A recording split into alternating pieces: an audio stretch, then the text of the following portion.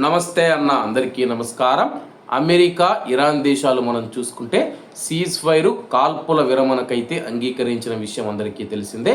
అలాగే అంతకుముందు అమెరికా అధ్యక్షుడు డొనాల్డ్ ట్రంప్ మనం చూసుకుంటే ఇరాన్ పైన మేము భారీ దాడి చేస్తాము, ఇరాన్ నాగరికతను అంతం చేస్తామని చెప్పేసి ప్రకటనలు విడుదల చేసిన విషయం అందరికీ తెలిసిందే. అలాగే బుధవారం ఉదయం కువైట్ కాలమాన ప్రకారం 3 గంటలకు ఇరాన్ మీద మేము దాడులు చేసి ఆ యొక్క దేశాన్ని సర్వనాశనం చేస్తామని చెప్పి అమెరికా అధ్యక్షుడు ప్రకటించిన తర్వాత సీజ్ ఫైర్ అయితే జరిగిందనమాట, కాల్పుల విరమణ జరిగిందనమాట.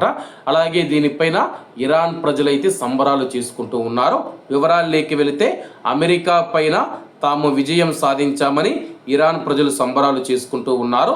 ఇరాన్ రాజధాని టెహ్రాన్లో రోడ్లపైకి వచ్చి జెండాలతో నినాదాలు చేస్తున్నారు. మరోవైపు ఈ విరామం కేవలం దౌత్యపరమైన చర్చల కోసమేనని, యుద్ధం శాశ్వతంగా ముగిసినట్లు కాదని ఇరాన్ భద్రతా మండలి స్పష్టం చేసింది. ఈ నెల 10వ తేదీన పాకిస్తాన్ రాజధాని ఇస్లామాబాద్లో అమెరికా, ఇరాన్ మధ్య చర్చలు జరగనున్నాయి.